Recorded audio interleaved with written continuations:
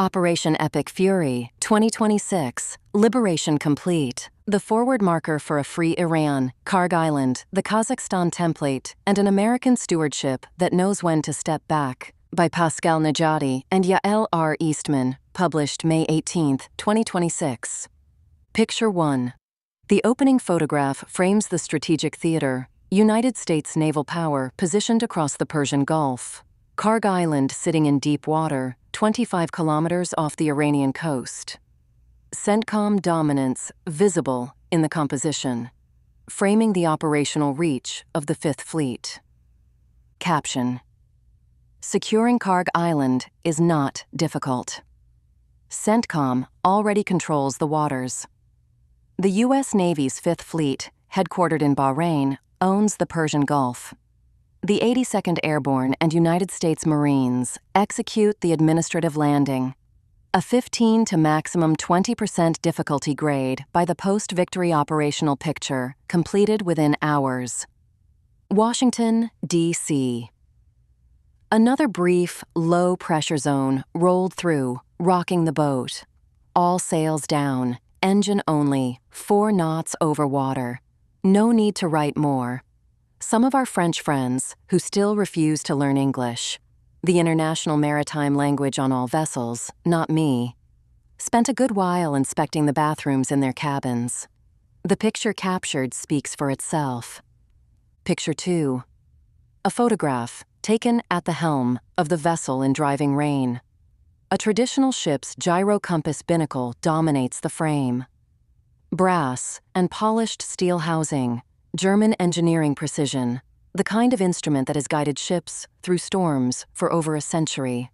Caption: At the helm in driving rain. The Raytheon Anschutz gyro compass, German precision out of Kiel, spinning since 1905, satellite independent by design. In combat, GPS gets jammed and spoofed. The Anschutz spinning gyro does not. It finds true north from the rotation of the Earth itself, and it cannot be lied to. Cross-referenced with GPS, it forms the redundant backbone that 25,000 hulls trust to keep heading when the satellites fail. Like our moral compass. Essential, protected, never allowed to drift. Copyright, Geostrat Agency, LLC, 2026. We write from the sea, but our subject is the sand. Across the Persian Gulf, a small coral island sits in deep water, 25 kilometers off the Iranian coast, 660 kilometers northwest of the Strait of Hormuz. Its name is Kharg. The Iranians call it the Forbidden Island. The Pentagon, the Treasury, and the West Wing call it something else now. They call it the Valve. The blockade was never negotiable. President Trump was right to decline Beijing's offer to help manage the Strait of Hormuz. Make no mistake, the United States Navy and CENTCOM have controlled that strait since day one of the blockade. It is textbook management, watertight, highly effective, and the perfect instrument to close off the regime's lifeline. We don't need or want the Marxist Communist People's Republic of China in our living rooms. We never did. The strait is American business. The blockade speaks for itself. The military operation to secure Iran's future and restore the Strait of Hormuz to free navigation has concluded in total success. Through that strait flows roughly 20% of the world's oil and liquefied natural gas.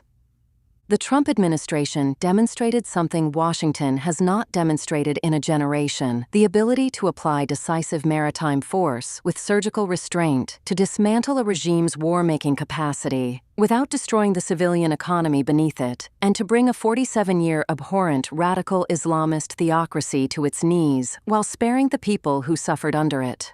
The United States will now assist the people of Iran to shape their own country. This is a democratic transition built on Judeo-Christian values, peace, and freedom. It will not be a Western occupation. It will not be a regional client state. It will not be a chessboard for the Chinese, the Russians, or the European Union. It will be a free Iran built by Iranians with American institutional architecture as scaffolding, and it will begin at KhargIsland, the administrative fortress. KhargIsland is the most strategically positioned piece of real estate in the Persian Gulf, and the world has known it for decades. The 1984 declassified CIA assessment called KharG's facilities the most vital in Iran's oil system, noting that their continued operation is essential to Iran's economic well-being. That was 42 years ago. The truth has only intensified since. KharG is a small coral outcrop, 8 kilometers long, 4 to 5 kilometers wide, roughly one-third the size of Manhattan, and administered by the adjacent Bushehr province. It sits in naturally deep water, a geographic feature that allows the world's largest oil tankers, the Very Large Crude Carriers, or VLCCs, capable of carrying 2 million barrels each, to dock and load.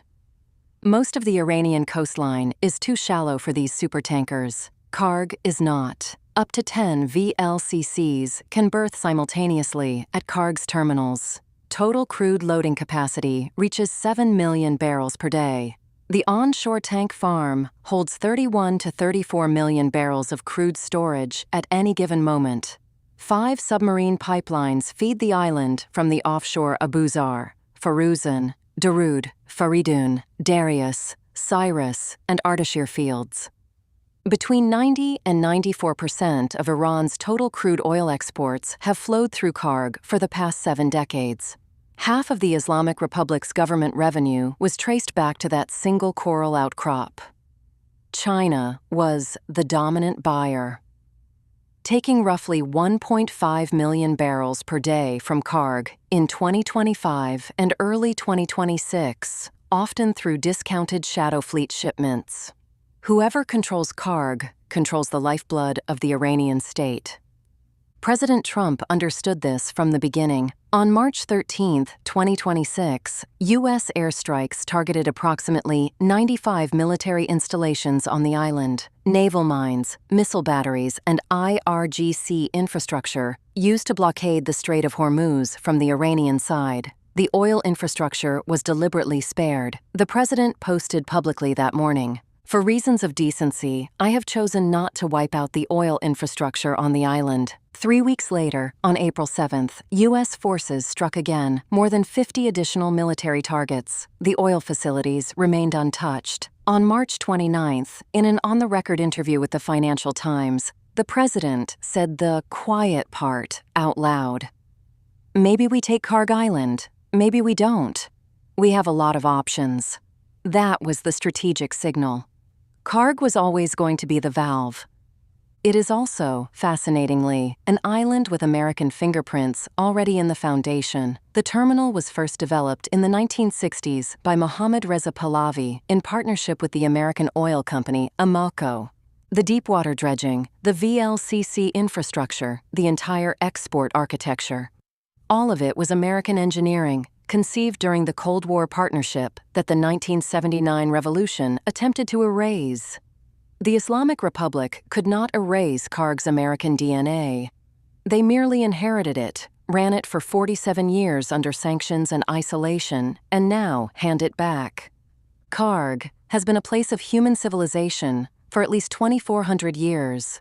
Archaeological remains include Achaemenid period rock-cut tombs reminiscent of Palmyrene funerary architecture, an old Persian cuneiform inscription from around 500 before the Common Era, and the ruins of a Christian monastic complex from the Church of the East dating to after the 7th century. A structure built by the same Christian tradition that walked the same coast, before Islam, before the Safavids, before the Pahlavis, before the Khomeini regime. The Iranian writer Jalal al-Ahmad called KharG the orphan pearl of the Persian Gulf. It is no longer orphaned.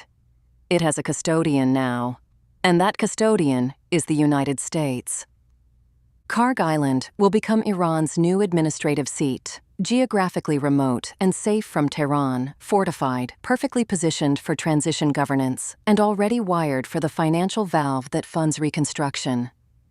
This is not a novel concept. It is a proven model. Kazakhstan did it. Malaysia did it with Putrajaya. The pattern is consistent. A new administrative capital, remote but functional, fortified but accessible, allows a country to break with the old apparatus and start clean. The Iranian people deserve that clean break. KharG delivers it. A meeting in deep snow, Davos, February 1998. To understand why the Kazakhstan template applies to Iran, you have to understand how it was built. And to understand how it was built, you have to know the man who built it.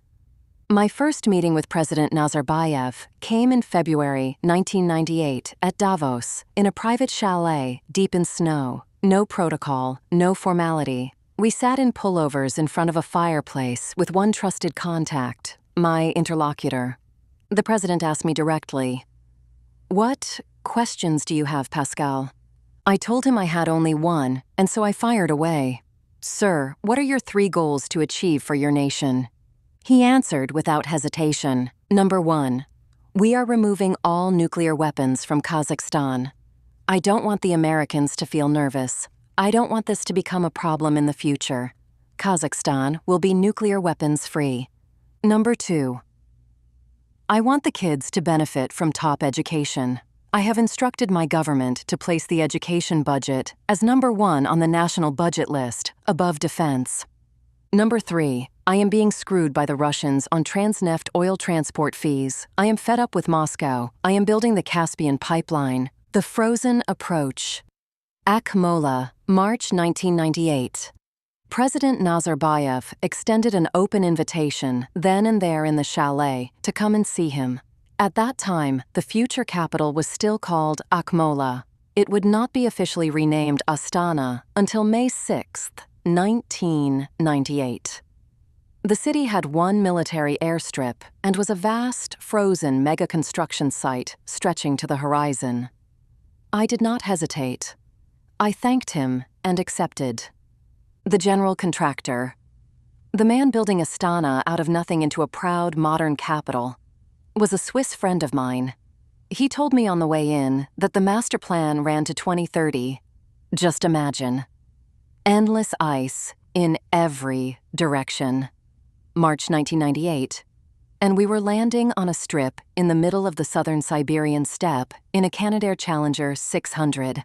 The original CL600, twin-engine medium business jet, built in Montreal. The Bill Lear wing design. Avco Lycoming ALF 502. L2 turbofans, full analog cockpit. No glass, no multifunction displays. Steam gauges across the board, the classic 6-pack, basic ADI and HSI, the kind of cockpit a pilot trained in the 1970s could read in his sleep. That analog instrumentation was a blessing back then for post-Soviet airspace. Russian and CIS air traffic control still operated on the Soviet system, QFE altimetry instead of Western QNH. Altitude reported above the runway threshold, not above mean sea level. Cruise levels were assigned in even thousands of meters, not feet. Airspeeds in kilometers per hour, not knots. Wind in kilometers per hour, not knots. Runway distances in meters, not feet. And ATC radio communications were, to put it diplomatically, complicated to follow. Heavy Russian phraseology, broken English. Accents that did not always match the ICAO standard. Frequencies where you had to lean in and listen twice.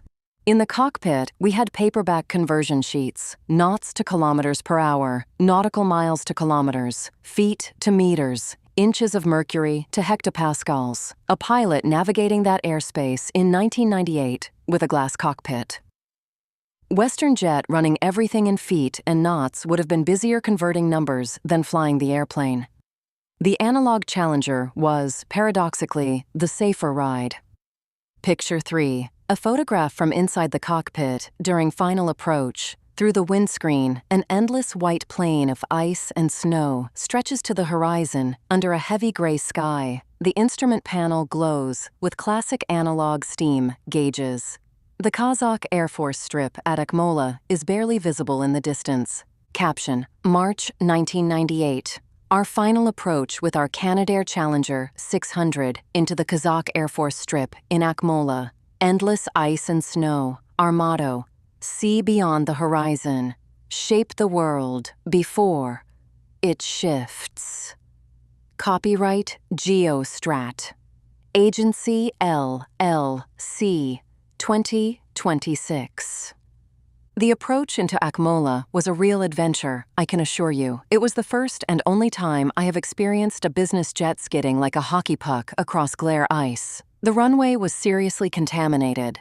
Black ice over compacted snow, the kind of friction coefficient that drops anti-skid effectiveness well outside the certified landing performance envelope. The Challenger 600's anti-skid system did its best. The Argentinian top-rated flight captain, his first officer, and I were on the jump seat, not worried at all, and the carbon brakes did their best. Thrust reversers deployed, and you could feel the airframe wanting to weather vane in the crosswind. We tracked the center line with a healthy dose of luck and pilot skill. We rolled out long. We did not go off the side. And let me add, the Challenger 600 is, of course, originally a Canadian aircraft. Canadair built it in Montreal. Bombardier acquired Canadair in 1986, and the Challenger line became the foundation of what is today the Bombardier business jet family. Many years later, from 2006 to 2008, I would serve as the chief representative of Bombardier to the Socialist Republic of Vietnam, based out of Hanoi. But that is another story for another op-ed, when the time is right. For now, the lesson stands. The men building the new capital, the contractor, the president, the entire Kazakh transition team knew exactly what they were doing. They started with one military airstrip and ice on the horizon. By the time the master plan was completed, they had built a global capital from scratch. That is the template the United States now hands to a free Iran from Kharg. That was 1998. Today, every single commitment he made has been delivered. The nukes were removed under the Nunn-Lugar Cooperative Threat Reduction Program with the active assistance of the United States Department of Defense and Department of Energy, completed by 1995. Education became the priority. The Caspian Pipeline Consortium was built, opened in 2001, and today moves roughly 1.5 million barrels of Kazakh crude per day to the Black Sea port of Novorossiysk, breaking Moscow's monopoly on Central Asian oil transit. This man kept his word to his nation and to Washington. I don't traffic in fringe theories or conspiracies. The man was sure and sane. He acted with integrity toward his country and toward the United States. That matters. Later, during the George W. Bush era, during the summer of 2005, I would advise President Nazarbayev and his immediate staff on strengthening bilateral relations with the Department of State. The work was substantive. The relationship was real. And the strategic lesson from that period now applies directly to the question of a free Iran. Kazakhstan, the multi-ethnic model that held. The oil and gas-rich Republic of Kazakhstan, spanning territory 5 times the size of France, has built a remarkable foundation for institutional governance in the 3 decades since Soviet collapse. Immediately following independence in 1991, the newly sovereign nation accepted and requested technical assistance from Washington institutions. The World Bank, the International Monetary Fund, the United States Treasury, and the Department of State. To construct modern administrative architecture. That architecture took root.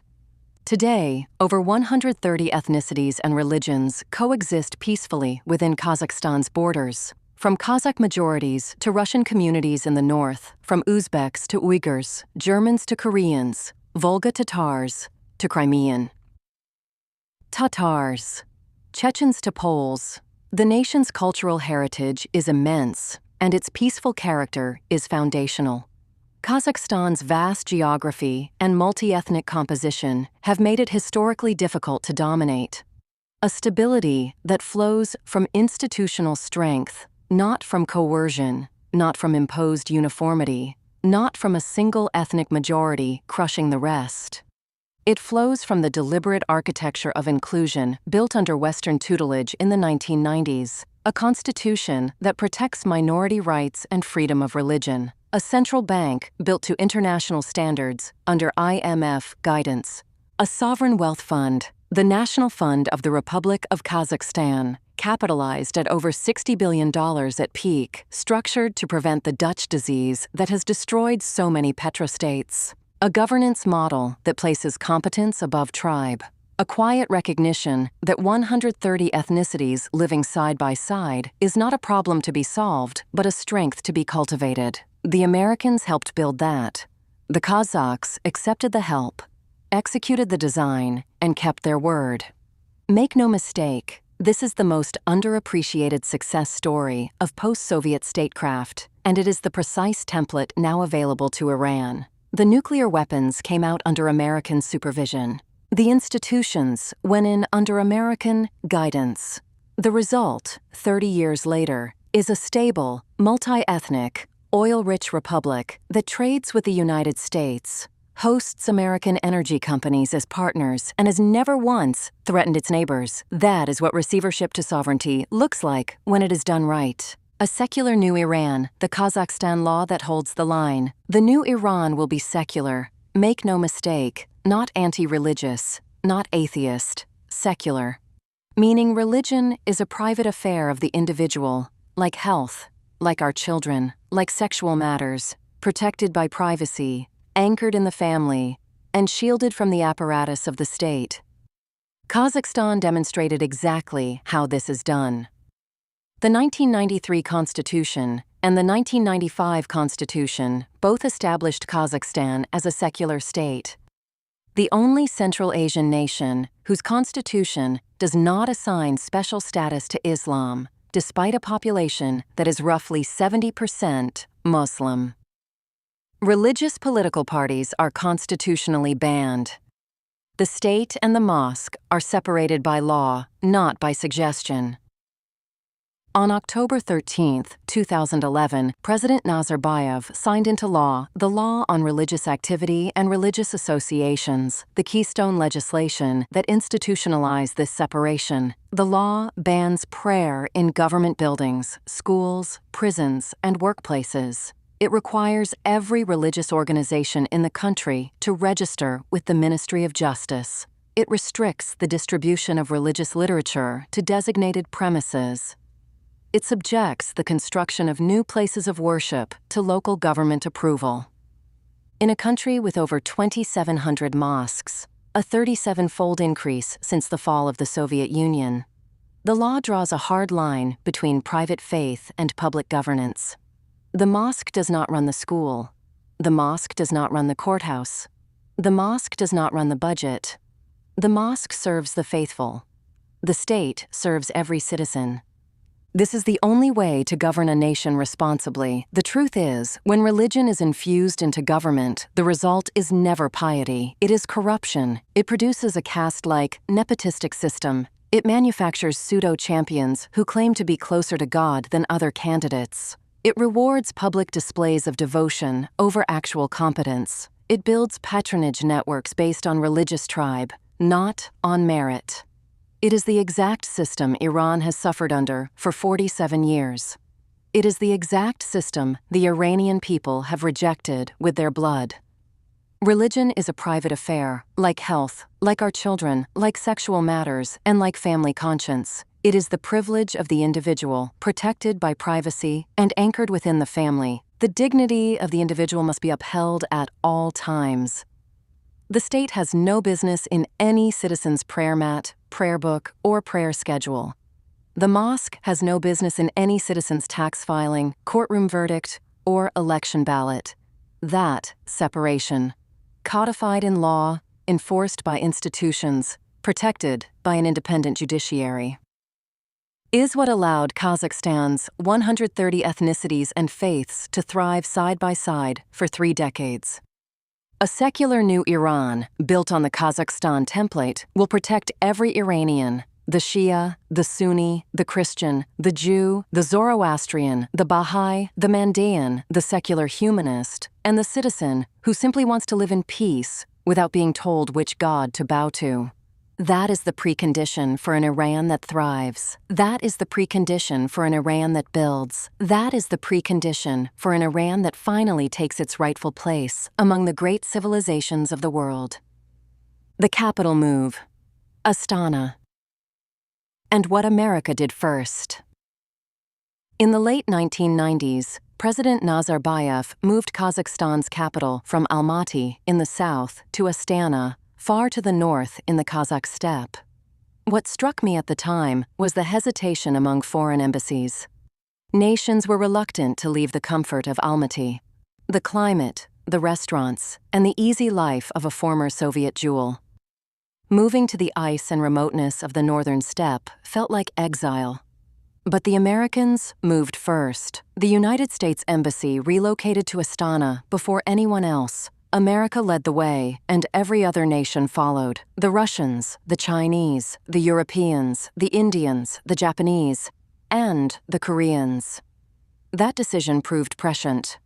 Today, Astana, briefly renamed Nur Sultan, now Astana again, thrives as a functioning capital with futuristic architecture, a thriving diplomatic quarter, the Astana International Financial Center, and a population approaching 1.5 million. The lesson is direct. When the United States plants its flag in a new administrative seat, the world follows. The Russians will not move first. The Chinese will not move first. Neither will the French, the Germans, or the British. They will wait, hedge, and hesitate. They will worry about losing the comforts of Tehran or the legacy embassies of the past. And then the American flag will go up at Kharg, and the world will follow. That is exactly what will happen. Astana, a note on scale and architecture. Picture 4, a photograph from the private archive of Pascal Najadi, the Akorda, the presidential palace of the Republic of Kazakhstan, framed against the Astana skyline, a magnificent white marble structure crowned by a striking blue and gold dome set against a clear sky. Caption: Photo Private Archive, Pascal Najadi, the Akorda, the presidential palace of the Republic of Kazakhstan. Behind the blue and gold dome stands a story of execution that most Western capitals could not match. My friend's construction conglomerate operated with 6,000 workers on the Astana megasite, 3 8-hour shifts a day, 24/7, all year round. In winter, when the steppe temperature drops to -40 degrees Celsius, safety protocols on the yard cut each worker's rotation outside to a maximum of 30 minutes. Anything longer, and you lose fingers to frostbite. Copyright Geostrat Agency, LLC, 2026. Akorda, the presidential palace of the Republic of Kazakhstan. Behind the blue and gold dome stands a story of execution that most Western capitals could not match. My friend's construction conglomerate operated with 6,000 workers on the Astana megasite, 3 8-hour shifts a day, 24/7, all year round. In winter, when the steppe temperature drops to -40 degrees Celsius, safety protocols on the yard cut each worker's rotation outside to a maximum of 30 minutes. Anything longer, and you lose fingers to frostbite. Picture 5. An interior photograph inside the Akorda in Astana, June 2005. Pascal Najadi stands in a high-ceilinged official chamber, end of a 10-hour session with the President of Kazakhstan and his close staff. The composition shows a working environment of state at the highest level, marble columns and gilt detail framing the moment. Caption: Inside the Akorda in Astana, I operate behind the scenes. That is where I move fastest, cut deepest, and stay clear of jealous flank fire. A small team is my register. Sharper tempo, higher accuracy, no distractions, and no noise. Pure signal. Always up close with the principal, always in the room when it counts. Astana Presidential Palace, June 2005. End of a 10-hour session with the president and his close staff. Yes. A bit younger then. Copyright Geostrat Agency, LLC, 2026. The foundations sit on permafrost, which demands specialized thermal stabilizing pile foundations to prevent the structure from tilting in summer when temperatures climb to +40 degrees Celsius. That is an 80 degrees Celsius annual delta. That is what tests construction knowledge to the bone. Mediocrity gets you a tilted building, a pile of rubble. Excellence gets you a corda. And a few blocks away, the Palace of Peace and Reconciliation, the 77-meter pyramid, designed by Sir Norman Foster and opened in 2006. The interfaith assembly that hosts the Triennial Congress of Leaders of World and Traditional Religions. President Nazarbayev later delegated to me a power of attorney to help vet foreign embassy locations and seek investment for the new capital. The mandate was non-transferable, valid through December 31, 1998. Today, it stands as documentary proof of a moment when a small group of people knew exactly what they were building and built it. Picture 6. A scanned image of the original power of attorney document from 1998. Official Kazakh letterhead, presidential seal, formal signatures. The documentary record of authority delegated to Pascal Najadi for embassy vetting and investment promotion in the new capital. My German shareholders at Dresdner Bank in Frankfurt could not follow the forward marker. They went bust, folded into Allianz in 2001, then offloaded to Commerzbank in 2009. No surprise. German bankers are glorified credit and debit officers who were never built for hardcore Anglo-Saxon merchant banking. Myopic, glued to leather chairs, leasing Mercedes 500 SEL company cars to impress the cocktail circuit, allergic to risk, and in love with bureaucratic meetings that kill deals before they breathe. I am a Merrill Lynch hardcore Wall Street molded operator. You get the deal done first, then you talk about the bonus. The Germans talk bonus and commissions first, then turn every possible deal into a white smoke dud fired from an empty gun. Sorry for the bluntness. It saves time. From Astana to Kharg. The template maps to Iran.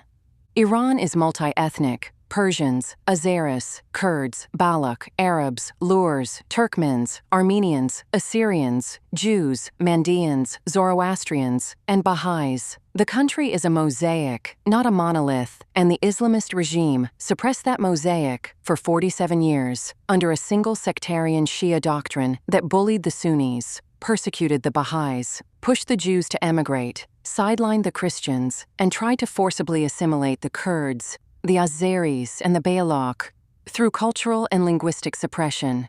The new Iran will need exactly what Kazakhstan built: institutional architecture that places competence above tribe, a constitution that protects every ethnicity and faith: Sunni Muslim, Shia Muslim, Christian, Jewish, Zoroastrian, Baha'i, Mandaean, and secular humanist. A governance model that draws on Western technical assistance without surrendering sovereignty. A central bank built to international standards. A sovereign wealth fund that captures oil revenue for the next generation, not the next bonus. A judiciary that operates by rule of law, not by religious decree, and a secular constitutional firewall, like the October 13, 2011 Kazakh law, that keeps the mosque out of the school, the courthouse, and the budget. The Kazakhstan template proves it can be done.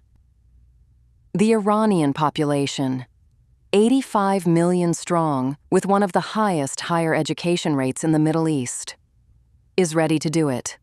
The Iranian diaspora, between 5 and 7 million strong, concentrated in Southern California, Toronto, London, Paris, and Dubai, many of them physicians, engineers, scientists, and entrepreneurs, is ready to come home and help.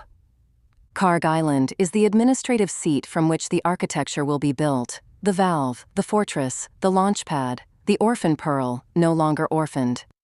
The night landing. Low difficulty grade, total control. KhargIsland offers identical advantages to Astana with the added benefit of total military lockdown. CENTCOM already controls the waters. The U.S. Navy's Fifth Fleet, headquartered in Bahrain, owns the Persian Gulf. The 82nd Airborne and United States Marines execute the administrative landing. A 15 to 20% difficulty grade by the post-victory operational picture, completed within hours. The math is straightforward. U.S. airstrikes on March 13, 2026, destroyed 95 military targets on the island. naval mine storage, missile bunkers, SAM batteries, the airport control tower, and the helicopter hangar. April 7, 2026 strikes destroyed 50 additional military targets. President Trump confirmed the island was totally demolished in operational terms. The national interest assessed the seizure phase as relatively straightforward. The Hudson Institute recommended vertical insertion via MV-22 Osprey tilt rotor to bypass amphibious risk entirely. The 31st Marine Expeditionary Unit aboard USS Tripoli, the 11th MEU aboard USS Boxer, and 82nd Airborne Elements, already deployed to the theater, constitute a massive overmatch for an island whose IRGC garrison has stood down with the regime's collapse. The island is fortified, secured, and ringed with Patriot air defense, drones, Aegis coverage from offshore destroyers, and full electromagnetic dominance courtesy of U.S. Cyber Command and the Persian Gulf Signals Collection apparatus. We own the space above it. We own the waters around it. We own the spectrum across it. From that single valve, you control reconstruction spending, infrastructure development, and the monetary flow that builds a new Iran. You establish a makeshift parliament there, first 50 seats, then 150, then a constitutional convention of 300 representatives drawn from every province, every ethnicity, and every faith. You run the entire country from KhargIsland during the transition phase, which I estimate at 24 to 36 months from landing to first free general elections on the Iranian mainland. You are in the money. You are at the valve. You are at the launch pad. This is not an occupation. This is a forward operating administrative base, secured and stewarded with one purpose only: to deliver Iran back to the Iranian people in a condition fit for self-governance. The valve of victory. Why Kharg is the money. Let me be clear about why Kharg, and not any other location, is the only correct answer to this question. Half of Iran's pre-war government revenue came from oil and gas. Between 90 and 94% of that oil flowed through Kharg. The math is brutal in its simplicity. Whoever controls Kharg controls roughly 45% of the entire revenue base of the Iranian state. Add the spared infrastructure to the strategic positioning, and you have the single highest leverage piece of real estate in the entire reconstruction equation. When the United States Treasury takes administrative control of Kharg's loading operations, every barrel of crude that leaves the island generates audited, transparent, time-bounded reconstruction revenue. The Chinese buyers, currently the largest customers, continue to receive their oil, now at market rate pricing, with full transparency on volumes and proceeds. The shadow fleet evaporates, the sanctions evasion ecosystem collapses. The discount disappears. Iranian crude trades at Brent parity for the first time in 8 years. Conservatively, that revenue stream alone, at 1.5 to 2.5 million barrels per day, at Brent prices in the $60 to $75 range, generates between $35 and $70 billion per year of reconstruction capital before any World Bank, IMF, or sovereign wealth contribution. That is the architecture. That is the money. That is why Kharg is the seat. Treasury as steward. Receivership, not occupation. The money flows to infrastructure, reconstruction, and socioeconomic development. There is plenty of capital available after the operation concludes, but it must be managed, controlled, transparent, and fully accountable to the United States Treasury for a defined period. I estimate 36 to 60 months, with quarterly public audits. There is a handling fee, market rate, not crazy bonuses. Why not? You hire an auditor to run your business. You pay him a fee. Same principle. This is not nation building. This is receivership. A country that suffered emerges from that hospital, and we help it learn to walk again. The Treasury serves as the steward of the transition, not as occupier, not as colonizer, but as the audited, accountable, time-bounded administrator of the reconstruction phase. Every dollar tracked, every project bid out transparently, every contract published, every audit is publicly available on a dedicated Treasury Iran Reconstruction online portal, updated in real time, and accessible to every Iranian citizen, every American taxpayer, and every member of Congress. When the institutions are built and the architecture is in place, when the central bank of the new Iran is operating to international standards, when the sovereign wealth fund is capitalized, when the Constitutional Convention has produced a ratified document, and when free elections have produced a legitimate Iranian government, the Treasury steps back. The Iranians take the wheel. That is the deal. That is the only deal worth doing. The intelligence wall against subversion. This is where the office of the Director of National Intelligence becomes essential, not as a political actor, but as a firewall. Make no mistake, the transition will attract vultures. Picture 7. A still image of DNI TulsiGabbard on camera, framed at the podium during a major declassification briefing. The composition conveys authority and resolve. Documents on screen behind her, declassified files visible, the warrior citizen cadence captured in mid-sentence. Obama and his consorts committed subversive acts that are, in my personal view, nothing else than acts of treason from within. The most dangerous battlefront is within, and it has always been like that. Watch the magnificent DNI TulsiGabbard on camera lay it all out: declassified files, named officials, documented timeline. The Obama era, weaponization of U.S. intelligence against a sitting president of the United States. Form your own verdict. Mine is locked, cross-verified, and held to Geostrat Agency LLC standards. Treason. Institutional and coordinated. And, trust me, it will get prosecuted. George Soros and other billionaire Marxists have spent decades building subversive networks in sovereign nations, exploiting chaos to grab power and money. The Open Society Foundation's playbook is documented. The color revolution architecture is documented. The Marxist subversive captured NGO ecosystem is documented.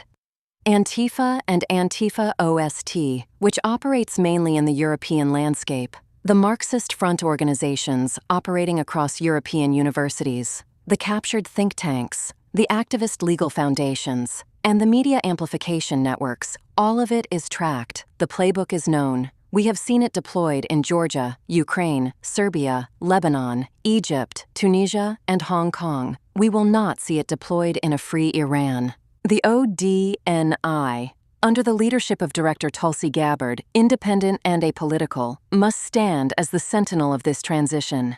Every intelligence agency under its orbit is now key, not to wage war, but to prevent it. The CIA, the NSA, the DIA, the State Department's INR, the Treasury's Office of Intelligence and Analysis, CENTCOM's J2, the DEA, the FBI's Counterintelligence Division, all of them reading from the same daily briefing, all of them coordinated under Director Gabbard's authority, all of them focused on one mission: protect the transition, identify the subversive networks before they take root, contain them, neutralize them, move on. We don't tolerate factional capture by foreign billionaires, some Islamic lunatics, or Marxist movements trying to destabilize Judeo-Christian values and Western family structures. Those days are finished. Every cell, every subversive element conforming to hostile notes is identified and contained before it poisons the new Iran or the region or, God forbid, the United States or Israel. All notes under the ODNI are engaged 24/7, 365 days, and its intelligence is precise. Intelligence prevents war and caught Obama and his consorts red-handed. Bravo. You don't mess with security. You don't mess with intelligence. Never ever. Liberation, not nation building. This is not nation building. This is medicine for a patient emerging from 47 years of Islamist terror. The people of Iran suffered under a regime of lunatic dictators, terrorists, and fanatics. The Khomeini Revolution, which was a Marxist coup against the people of Iran. The Khomeini Consolidation. The IRGC's gangster economy. The Basijis' enforcement violence against women and dissidents. The Quds Force's regional terror campaigns from Lebanon to Yemen to Iraq. The public hangings. The brutal coercive morality police. And the Evin prison torture archives. The people of Iran deserve infrastructure, transparent governance, and the chance to build their country with dignity.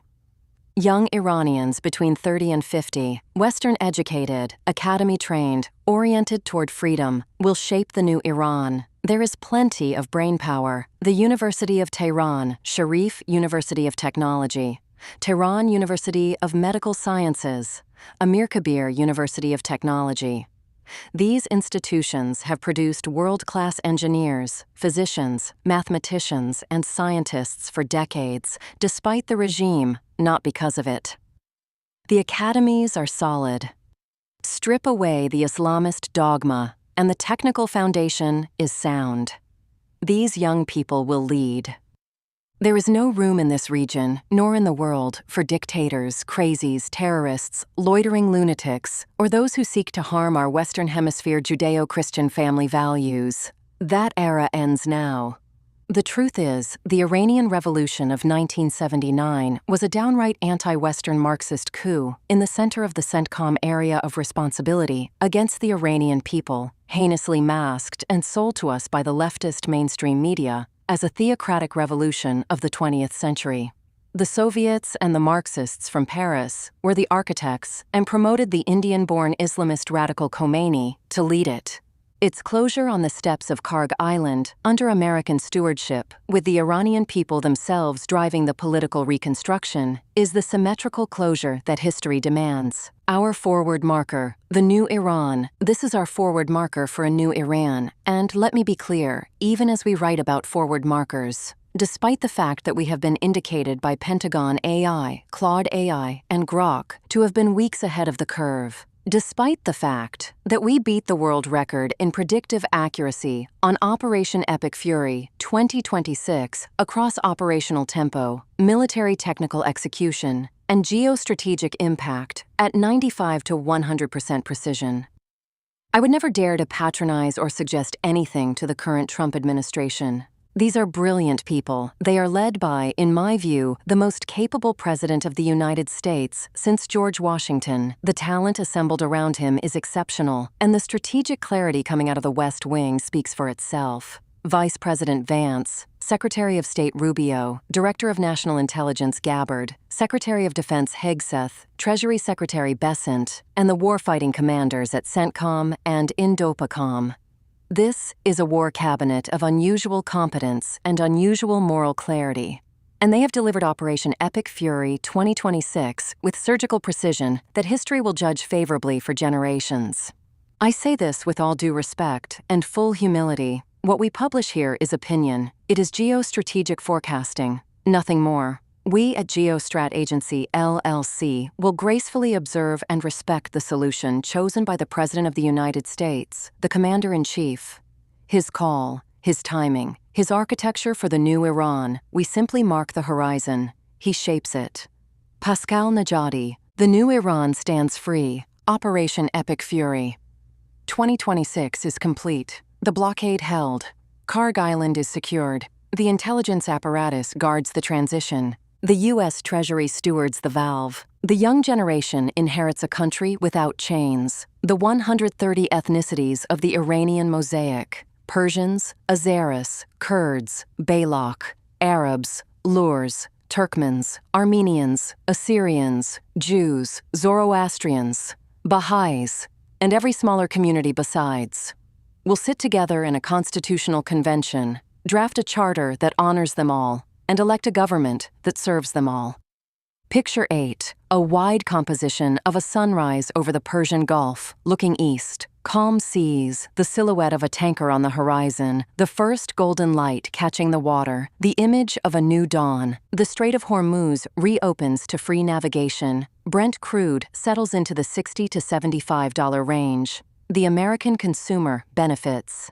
The American economy grows. The 2026 midterms break in favor of the president's party. And the people of Iran, finally, can breathe free. This is what victory looks like. This is what President Trump shaped. This is what the founders prayed for when they knelt before declaring independence. That the United States would one day be strong enough, wise enough, and humble enough to set another nation free without occupying it, profit without plundering it, and leave it standing on its own feet. We simply mark the horizon. He shapes it. The orphan pearl has come home. It is only the enlightened ruler and the wise general who will use the highest intelligence of the army for purposes of spying, and thereby they achieve great results. Sun Tzu. The Art of War. Statement from the Executive Secretary. I write this on behalf of Geostrat Agency, LLC, for the record.